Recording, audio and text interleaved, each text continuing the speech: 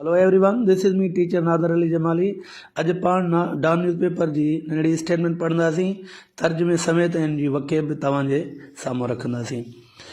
उहा स्टेटमेंट आहे 6 hurt as rival groups clash. 6 hurt as rival groups clash माना 6 ॼणा ज़ख़्मी थी पिया जीअं जेके दुश्मन जेके गिरोह आहिनि ॿ धुरियूं जिन जो पाण में जीअं दुश्मनी तकरार हुयो उन्हनि जे झेड़े में तकरार में मीरपुर ख़ासि 6 people among them 3 women 6 माण्हू जा में 3 औरतूं शामिल हुयूं suffered wounds when armed groups of Nayo and Jiskani clansmen suffered wounds उन्हनि खे ज़ख़्म रसिया जॾहिं हथियार बंद टोला अब नायो ऐं जिसकानी क्लैंसमैन कबीलाई माण्हुनि जा एक्सचेंज फायर उन्हनि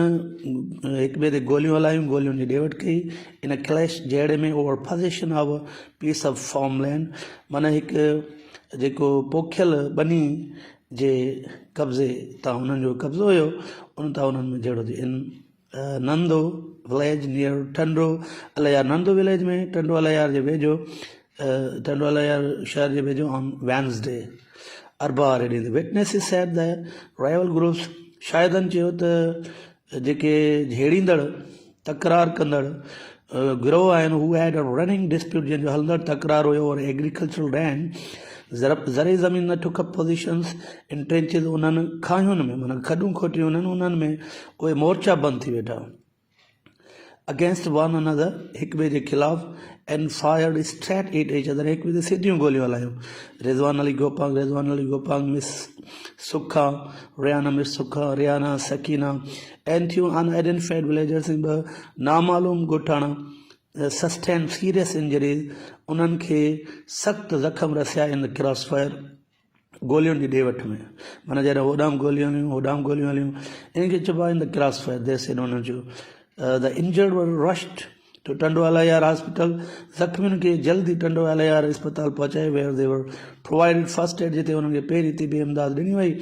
and then transfer to LUH Hyderabad ऐं उन्हनि खे पोइ LUH हैदराबाद मुंतकिल कयो due to their serious condition उन्हनि जी नाज़ुक हालत जे करे त इहा हुई हिकिड़ी स्टेटमेंट हाणे तव्हां ॾिसो मथे 6 हर्ट हिते जेको हेल्पिंग वर्ब आहे वर उहो हिते माना अंडरस्टूड आहे जेको वरी पोइ हेठि त मेन जेका हेडिंग हूंदी आहे त उनमें जेको हेल्पिंग वर्ब ऑक्सिलरी वर्ब जेको आहे उहो न ॾिनल हूंदो आहे त वरी पोइ स्टेटमेंट में हेठि ॾिनल हूंदो आहे इहा पढ़ीसीं तर्जुमे सां हाणे इन जेका वकेब आहे इन में उहा वकेब तव्हांजे साम्हूं रखूं था इहा इन में जेके वर्ड्स हुया इन में लफ़्ज़ हुयो हर्ट हाणे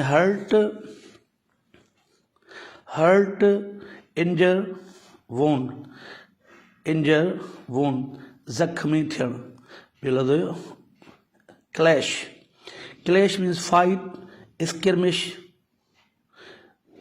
एनकाउंटर डिस्कॉर्ड झेड़ो तकरार सफ़र वोन्स मीन्स इंजरी ब्रूज खत ज़ख़्म रसणु उन खां पोइ armed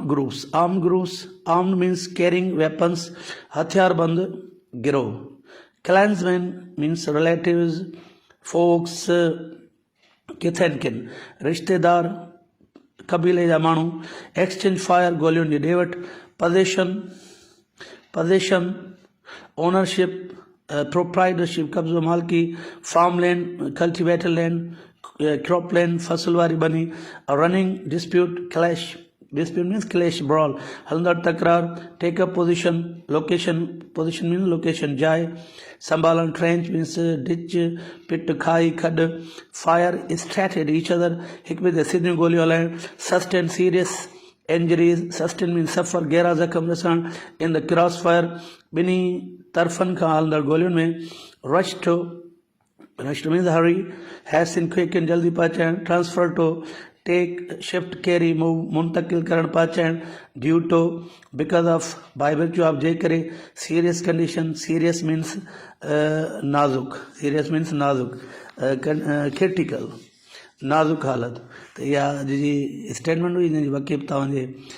साम्हूं रखीसीं ऐं तर्जुमे सां या तव्हांखे पढ़ी ॿुधाईसीं। तव्हां ईअं जेकॾहिं प्रैक्टिस कंदव ऐं उनखे वरी लिखण जी बि कोशिशि कंदव त ईअं काफ़ी इम्प्रूवमेंट तव्हां में अची वेंदी। त जल्दी वरी ॿी स्टेटमेंट तव्हांजे साम्हूं रखंदासीं ईंदड़ लेक्चर में। Thank U very much.